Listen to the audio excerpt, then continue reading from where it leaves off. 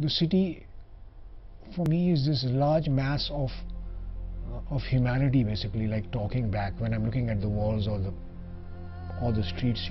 I'm mainly shooting people, and indirectly in terms of graffiti, visuals on the walls or on cars or on billboards, which make an interesting interpretation of what the common man or the people in general of the country or the region have to say. This year there was an announcement made that the city will be whitewashed and graffiti would be erased from its walls. You can't stop this, as I said, because this is the free canvas for the common man. You can't really get out of this loop situation. If you erase it, they'll write it back. The numbers in the Kaaba I shot instinctively. I was in the projector room and I shot because it was visually looking good to me. I shot it. But then the guy told me, he was like a 16-year-old kid who was operating the camera. He said, these are numbers of various technicians which we have up there. The photograph is divided into two. This graffiti and then this thing. So there's this closeness to it. Has a religious paradox as well there happening. It's how you look at it. I mean, it's how the viewer sees it. These things have this angle of also being shown to some people and not being shown to others. There's this element of you may call it luck, or you may call it a gift from the man upstairs. You see very interesting political posters also. They have a sort of a dual meaning, like a poster for a Benazir march. If it's torn and has like texture on a wall, it's sort of symbolic because she's no longer there now. Urs advertisements are there as well, which are like more of a poster sort of a thing. But when they are like layered, and when they're layered on suppose like a film poster or a political campaign poster, and it's like peeled off, it becomes like a jumble of a collage. It becomes a piece by itself. Sometimes it's totally abstract. You can't see anything in it. If you want to reflect what the common man thinks, ideally, in whatever medium, you have to be out there. I mean, not many people do this. I mean, not documenting graffiti, just walking on the street. Whether I document graffiti or whether I document a human being standing next to that, there's this communication happening between him, me and the wall. And what the street forces you to do is to see certain things which normally you wouldn't, because you're moving in a car, you're moving so fast that you're not really seeing what is actually there. My interaction with people on this brief transient moment which I have when I'm documenting a situation or when I'm there on the street is that. In the end of the day, for me, the most important thing is the image. It has a selfish angle to it. My grabbing things as a collector, so I can wish or hope that after me it survives and it has a certain opinion, which I saw.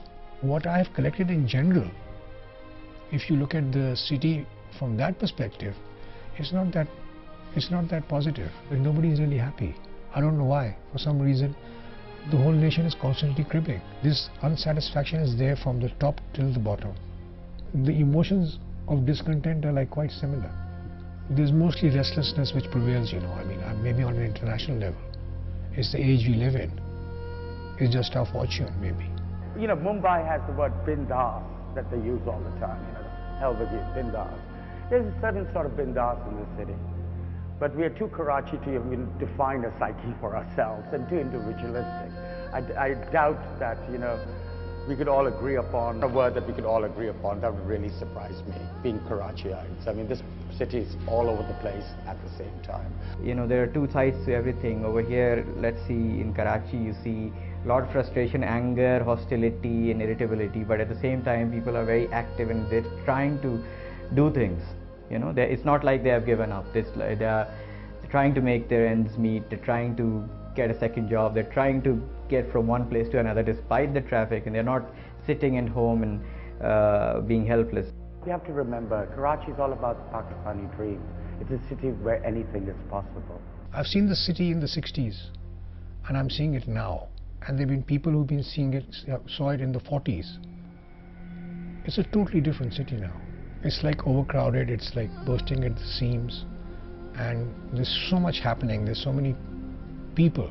It was a very different place, a very different city, and now it's exploded.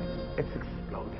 Karachi has had its fair share of violence. I think that definitely, has gone into shaping our collective psyche of being on tenterhooks almost all the time, expectant of more violence to come. But there's a certain energy in the city. The city has battery. It moves.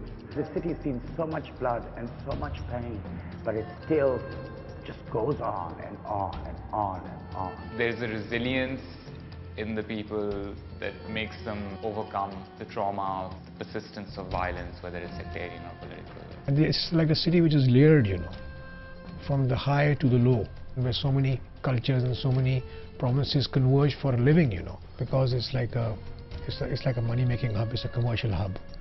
So everybody comes here for work, and it both trickles right from the top to the bottom, That's what makes it the most important city in the country. We are the worker bees, and we work. It's a city that works. And what would define it for me is the phone conversations that I have in the day. They're never longer than 2 minutes, and it's always about work. Are you ready? Are you free? When can you come? And you go click, click, click, click, click. Stop, khatam, done, Karachi conversation. It's about work. I think it's about individual freedom. I think that's something we hold dearly over here. And that gives it so much energy, so much hope.